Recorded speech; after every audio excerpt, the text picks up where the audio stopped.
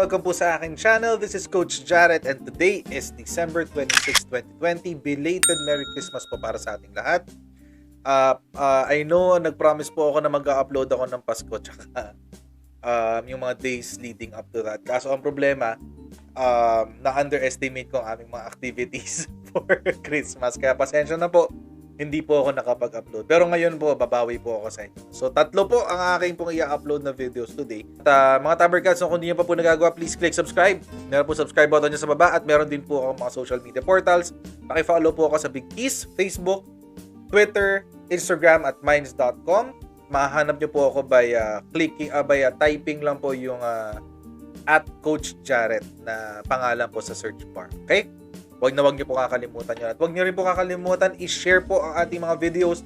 Yun po ang pinakamalaking suporta po na pwede niyo po maibigay sa akin bilang isang content creator dito sa YouTube. Okay? Ano po bang nangyari ngayong araw na to? Patindi to mga Tabercats. Papakita ko sa inyo. So, nung July 20, sometime first or second week ng July, pinirmahan na yung anti-terror.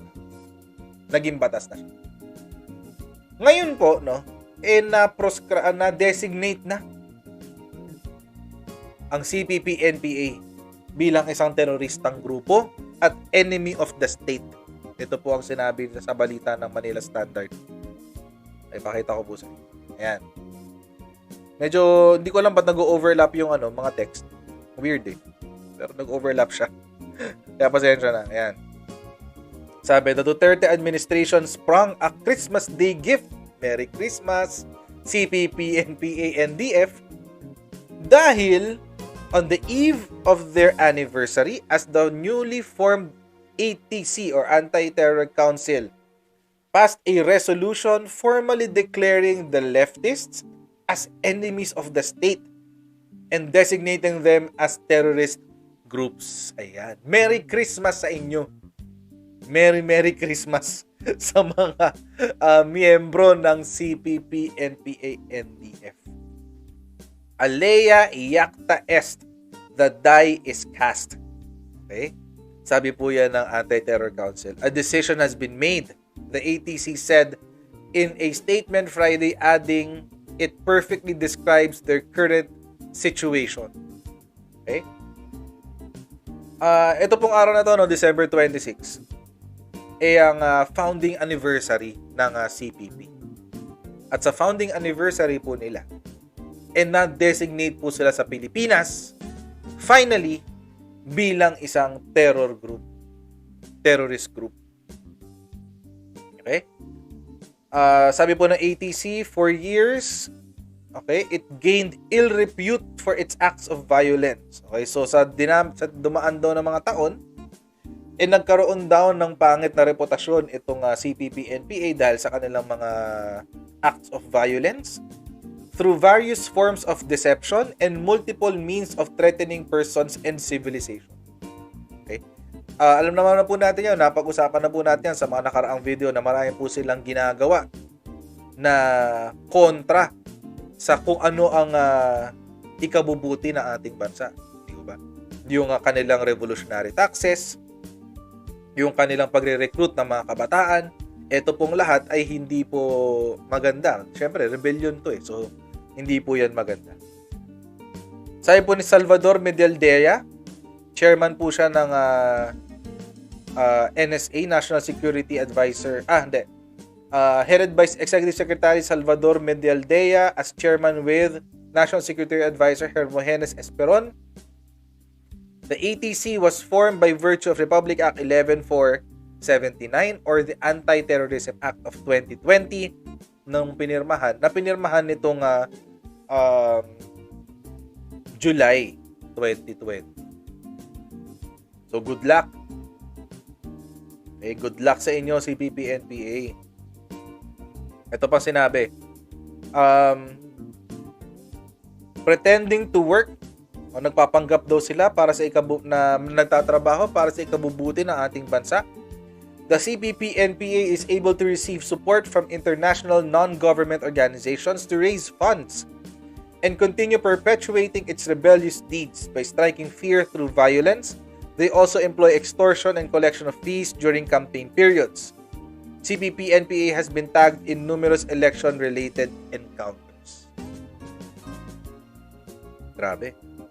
The council claimed simula 2016 hanggang 2019 ay nakakolekta na sila ng 5.5 billion sa kanilang revolutionary taxes. Diyos ko, napakarami pala ng pera nitong CPP-NPA. 5.5 billion sa pagitan ng 2016 hanggang 2019. Ang kanila nang na-extort o nakikil sa mga at sa tulad nating mga hampas lupa. Baklase kayo, CPP-NPA. But now being designated as terrorists, its assets subject to the authority of the Anti-Money Laundering Council or AMLAC to investigate or freeze the same pursuant to Section 11 of RA 10168 or the Terrorism Financing Prevention and Suppression Act. So yan. So dahil na-designate na sila, okay, dahil sila po ay by law, dahil po sa ating batas ay sila po ay na-designate na o nagkaroon ng ebidensya na sila daw ay isang terrorist group, ang kanilang mga pag-aari, no, kanilang mga bank account ay subject na sa AMLAC o Anti-Money Laundering.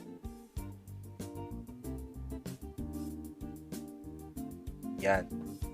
Ano ba yung diferensya? Kasi marami yung nagtatanong, ano bang pinagkaiba ng designation sa proscription? Okay? Ang designation daw po, mga Taber Gods, according po ito sa implementing rules and regulations ng Anti-Terror Act.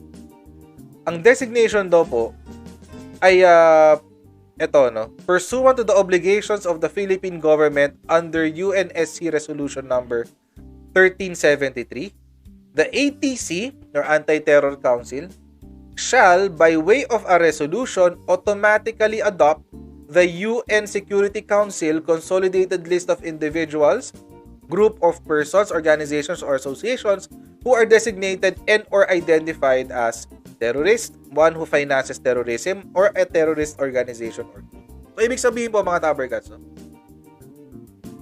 Ang designation po ay ang effort po ng ating gobyerno na tanggapin kung ano ang sinasabi ng UN Security Council na kinukonsidera nila ng mga terrorist group. Okay? At kasama daw dito sa listahan na to ang CPP-NPA. Actually, marami sila. Meron pang listahan yan. Mamaya mapakita ko po sa inyo yung listahan. Ayan. So, yun po ibig sabihin ng designation. Sumagot din po ang CPP-NPA dito. Tingnan po natin sagot ng CPP-NPA. Sumagot po ang CPP-NPA dyan. Ito po sabi ng CPP-NPA. Yan. The Communist Party of the Philippines on Saturday rejected. Siyempre. I-reject talaga nila yan. The designation as a terrorist organization placed on it by the Duterte administration and described it as a precursor for heightened fascist suppression. Kumbaga, ang sinasabi po ng ating CPP-NPA, ito raw ay paumpisa pa lamang ng rehimeng Duterte para patahimikin ang mga kumukontra sa kanya. In short, martial law na naman daw itong ending. Okay, sabi ng CPP-NPA, basahin ko muna to. Sabi niya, the regime is setting the stage, inaayos na raw, no? Sineset up na raw sila ng rehimen Duterte for all-out suppression of democratic rights. Wow! Pinipigilan na raw ang pagiging demokratiko ng Pilipinas at ginagamit ang salitang anti-terrorism bilang dahilan. Yan ang gustong sabihin ng CPP-NPA. Parang kasi ganyan, sanay sila sa ganyan kasi yung propaganda. Kasi ganyan din ang diskarte nitong mga mukong na to. Ang gusto nila ganito, yung kanilang rebellion, sinasabi nila, ito'y para sa bayan, para paunlarin ang bansang Pilipinas, kailangan ibagsak ang administrasyong Duterte at ang ang gobyerno, no, in general, kailangan ibagsak yan. Kailangan itatag ang isang socialist, okay? Communist socialist regime sa Pilipinas. Yun daw ang kailangan para daw magbago ang direksyon ng Pilipinas at mas maging maunlad. All in the name of progress. Parang ganun din yan eh. Para sa progreso, kailangan ibagsak ang gobyerno. Ganun din ang sinasabi ngayon na NPA. Yun din ang sinisisi nila ngayon kay President Duterte. No? Valbuena pointed out falsehoods in the Anti-Terrorism Council designation and its armed wing, the New People's Army, via 2 resolutions announced Friday. He said they are not on the list of proscribed terrorist organizations of the United Kingdom and Australia. Tingnan po natin yon. Ano po ba kasing sinabi ng resolution po ng Anti-Terrorism Council? Ito po yun, resolution number 12, 2020. Lakihan po natin.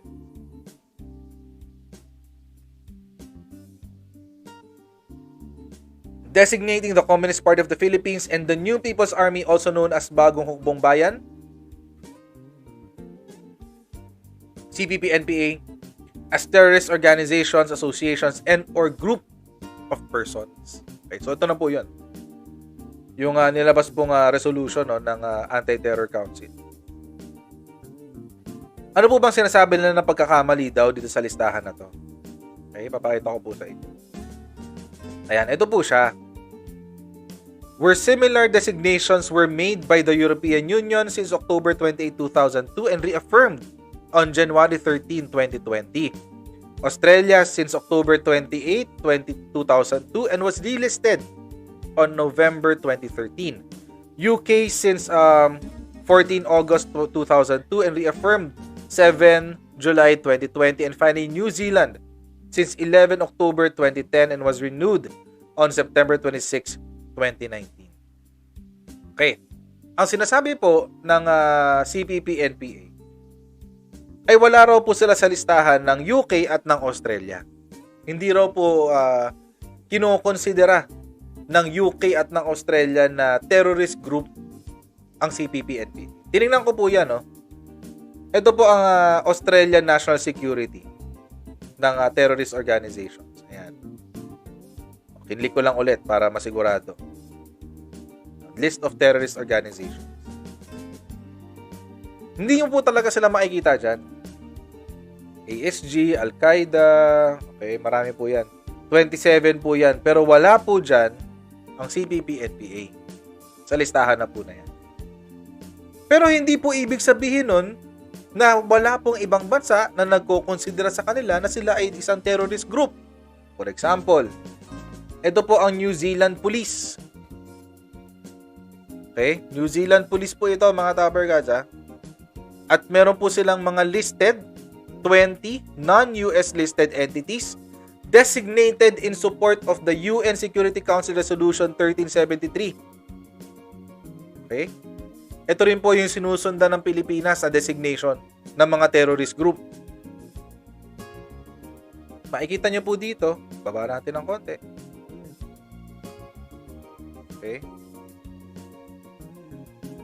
New People's Army, Communist Party of the Philippines. CPP, NPA, CPP. Also known as New People's Army and the Communist Party of the Philippines. Ito yung designation nila. Ilang beses yan silang dinesignate. Sa New Zealand. Okay. Ito naman yung sa US. Tingnan natin kung dinesignate din sila ng Amerika. Communist Party of the Philippines, CPP, NPA. August 9, 2002. Designated na sila sa Amerika. Sa EU. Tingnan natin sa EU. The European Union designated the CPP-NPA as a terrorist organization through Council Decision 2011 dated January 31, 2011. Kasama rin sa UN Security Council Resolution. Okay? Dineklara po ng UN Security Council ang CPP-NPA na isang terror group responsible for committing grave violations affecting children in situations of armed conflict. So kahit sabihin po natin na, sige, sabihin po natin hindi sila makikita sa UK at di po makikita sa Australia, doon naman sa iba, makikita sila. Ngayon, imposible po ba na wala ho ba talagang dokumento yan sa UK at sa Australia? Malabo ho. Hindi ho yan isasama sa dokumento na to ng Anti-Terror Council. Okay? Kung wala po yan papeles. May papeles po yan. May date pa nga eh. United Kingdom, August 14, 2002, reaffirmed July 7, 2020. Australia, October 8, 28, 2002, and was relisted November 18, 2013. So, nasan yung papeles niyan? Intayin po nating ilabas ng Anti-Terror Council. Okay? Kung ilalabas po nila. It's up to them. Kasi sila po yung ano niyan. May hawak niyan. So, balikan mo po natin sinabi ng CPP.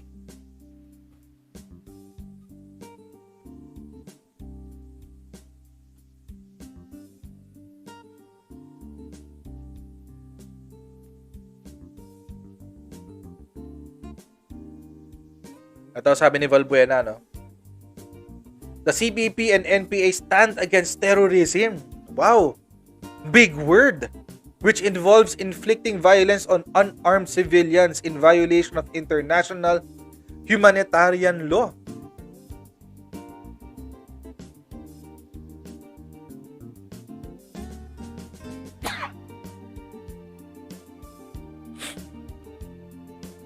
Sensya na po. Excuse me. Ayan. Na hindi raw sila isang teroristang grupo. Sila nga daw po ay kontra sa terorismo. Sabi. Dahil hindi raw sila nag-i-inflict o wala silang ginagawang violence o karahasan laban sa mga unarmed civilians. Wow, talaga? Talaga?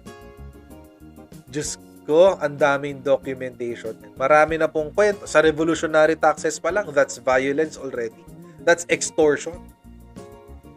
Violence na po agad yun. Extortion po yun. It's a crime. Krimen po yun, yung revolutionary taxes. Extortion po yun. That's already violence. Sa mga negosyante na pwede po natin sabihin unarmed civilians.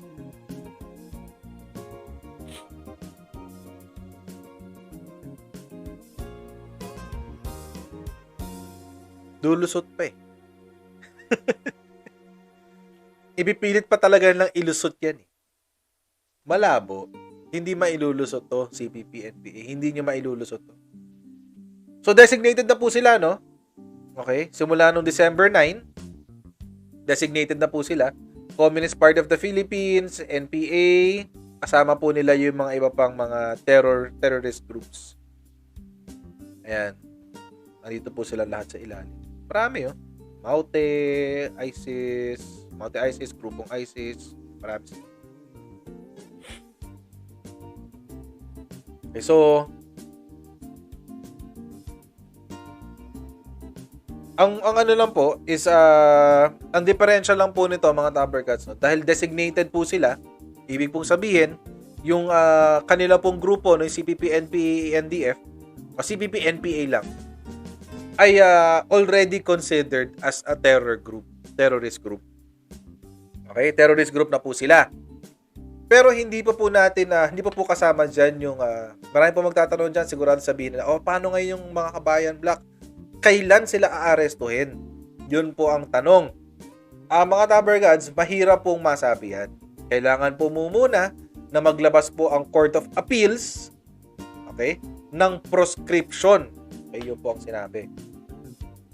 Designation as done by an all-executive ATC is different from the proscription process which goes through the Court of Appeals. Ang ibig pong sabihin niyan, mga Tabergods, halimbawa po ganito.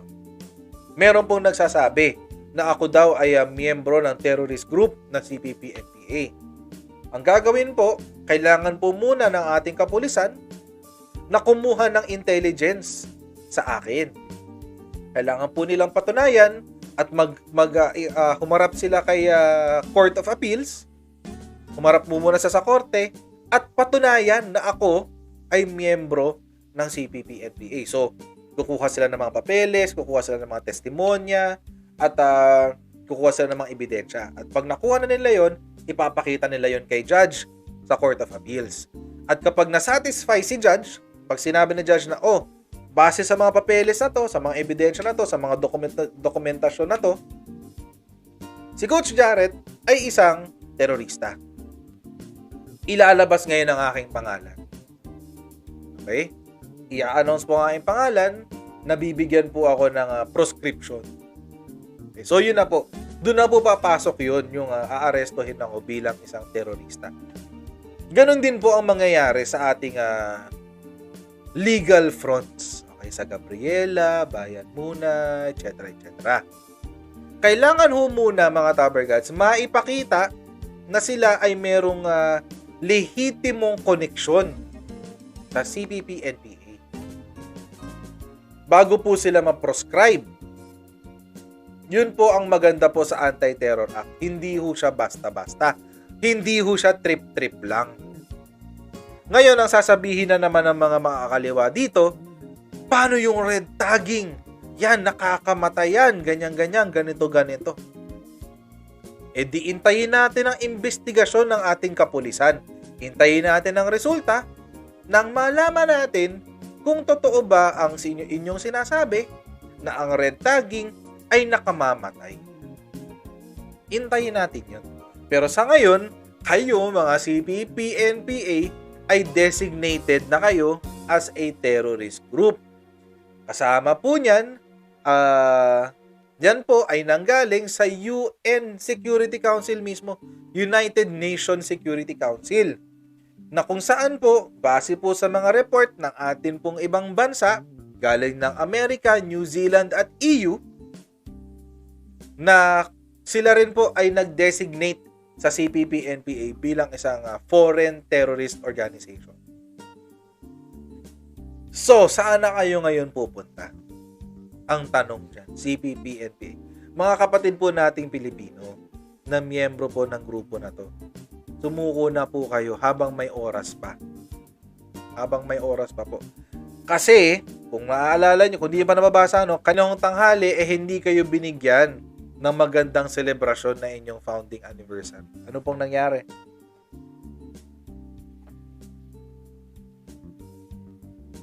Meanwhile, in Palimbang, Sultan Kudarat, a squad of NPA gunmen were killed on Christmas Day kahapon after their base camp in the Daguma mountain range was hit by a GPS-guided smart bomb dropped by a Philippine Air Force FA-50 jet.